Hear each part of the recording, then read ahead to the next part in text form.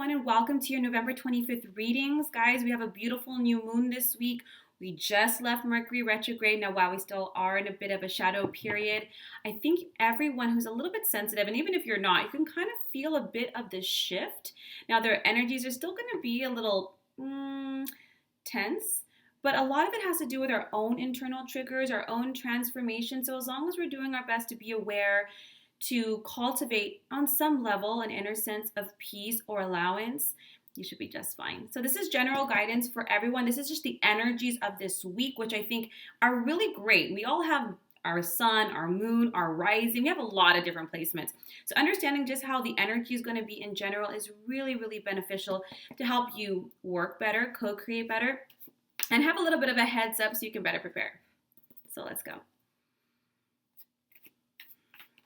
And I'm just asking the divine what these energies are going to be like for this upcoming week for November 25th. And what guidance they have for us for this upcoming week.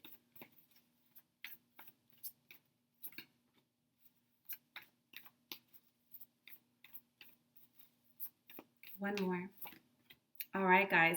Like I said, there's still going to be some internal pressure. So we have the Peace card, which is the death card in traditional tarot. Don't get scared. The Epiphany card, Ace of Gabriel, which is Ace of Wands in traditional tarot, and Page of Ariel, which is Page of Coins. Now we have two major arcanas this week. So I just want you guys to understand that there's still some pressure, but really it's about the lessons in letting go. Now with the Death card, those are endings, but really it should be looked at as new beginnings. It's a very surrender card, release card, let go and let the universe card. Now when you have the Epiphany right next to it, we are going through some huge spiritual growth, spiritual transformation. If that word doesn't resonate with you, energetic transformation, ascension, frequency changes, realignments to vibrate at a higher frequency. And when we do, not only are we healthier, but we attract healthier circumstances, opportunities, and people, energies into our life. So the beginning of this week, we're still going to be feeling the release with this waning moon. And of course, when we have new moons, we have that 3-day dark period. So we really still are in that space of, it could be grieving, but it's mostly surrender. It's surrender, guys, and understanding the lesson. If we don't sit down and really think about it, and I would really suggest everyone do this. I've done it, and it's really great. Sit down and be like, okay, this is what I'm going through, right? You can list it, bullet it. Maybe it's just one thing, hopefully. What did I learn? What did I learn about myself, about what I need, about what is negotiable and what is a non-negotiable? Did my thought transform? Did I make a mistake and I recognize that, you know what? This has to change. I'm willing to make this change in me, especially when it comes to us, because outside circumstances are always in flux, but your internal world, that's under your control. With the Epiphany card there, it's not just this beautiful soul evolution. It allows you to be a light to others. It allows you to serve. Some of the best teachers are those who live through it, who understand and can have that depth and level of compassion and empathy, and therefore that insight. And that's really what you're doing. You might think, well, how is this going to help me? Well, maybe you're a healer. Maybe you're a teacher. Maybe you're a leader of some form. Maybe you're an athlete. Whatever it is, a sense of endurance, of self-compassion, of self-evolution and growth is going to serve you, and as a result, other people, whether you teach it to them or they see you as an example. Now, you do have the Ace of Gabriel with the Page of Ariel.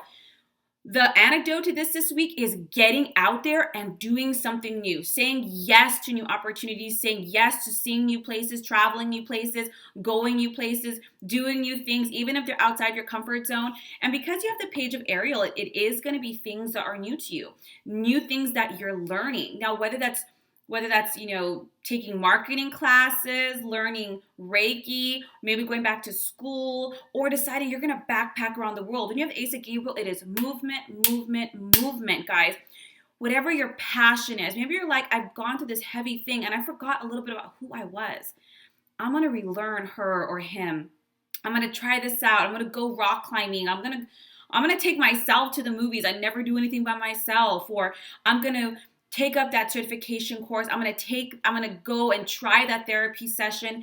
It's stepping into new things that bring you wonder and amazement and a little bit of a challenge, an opportunity to really learn, whether it's yourself, your environment, or growth in some way to expand.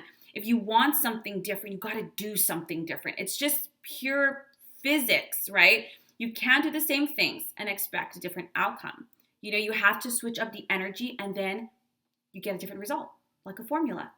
This is a beautiful week, guys, and this is the antidote. So even you guys are still healing and purging and releasing, your cue is not to stay indoors. Your answer is not to watch another Netflix series, as tempting as it is. That's not the case. Get out and do something new, and it doesn't have to cost you money. Maybe it's taking a different route home. Maybe it's trying out that new hiking trail. Maybe it's going with your girlfriends or guy friends to that cool movies in the park, or checking out holiday lights, or like, you know what? I've always wanted to go check out that museum, or whatever. It is endless. There's lots of free things out there if you're tight on money. That could even check it, watching a new movie genre. Whatever, guys. Pick up something new. And as a result, new doors and opportunities will open. And you might think, how is that little thing going to make such a big difference? Well, guys, a big oak tree grows from a tiny little seed. You'd be surprised the little things that tip the scale. And that's all that's required of you this week. It's going to be a beautiful week. I wish you guys all lots of happiness, healthy release, and new beginnings, myself included. If you have any questions or would like to book a reading, my link is down below. Share your stories, guys. Build a community here. I hope this served you.